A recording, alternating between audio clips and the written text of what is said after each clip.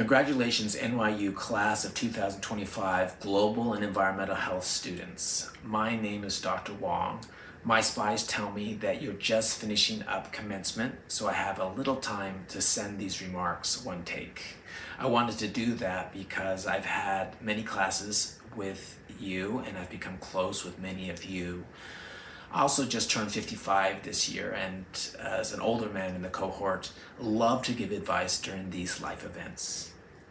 About those classes, you either loved or hated it. It could be me. Remember how I would cold call you, your names written on a folded piece of paper? Many of you would bristle at the idea that I cared to hear what you thought. I wouldn't let you use computers in class so you could pay better attention to the discussion because I knew you were checking your social media or sending out emails. I also didn't love when you used the word vulnerable or poor or at risk to describe populations that you wanted to work with because you would never want to be described that way. Of course, I had my challenges as a teacher. Year after year, young, vibrant, great, daring students come into the door and you only get older. You have to constantly question whether you are modern enough, smart enough, if you've integrated or rendered material in a way that's useful to the next generation. It's very humbling and something that I treasure, but it's hard. There's something called Stockholm Syndrome where hostages become very close to their hostage takers. And I think that kind of happens with professors and students. I won't say who is the hostage taker or the hostage in this analogy, and I'm not going to actually end this inappropriate analogy. But my point is that the relationship is earned and that it's something that you should rely on as you move forward in your careers. It's natural to feel unsettled during this time. It's a scary time, and I wanted to give a few guides to perhaps make you feel stronger. One is that you chose the public health field. That is an amazing act. You could have stayed and been a health care professional.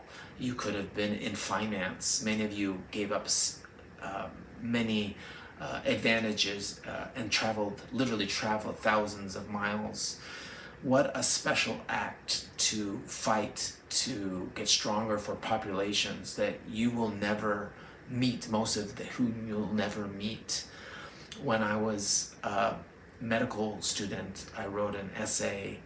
Behind it was 100 pages, and I still read that essay to remind myself of what I wanted to be. And I would challenge you to do the same from all your public health materials, to pick out that document. It probably will not be a systems map, but could be an essay, could be a journal entry, or a piece of research. But it deserves to be recorded in history and held dear. I also want to commend you for living and working during a time of great upheaval. There's increased warming, there's increased wealth disparity. AI writes memos better than you do. There's an invasion of Gaza contextualized as an act against anti-Semitism. There is an election of a demagogue in the world's greatest democracy. Now more than ever do we need you to put your brains and hearts and your communities together in the good fight. I often say that this world is a figurative COVID-2, and that we need to have done better than we did in COVID-1. This takes risk.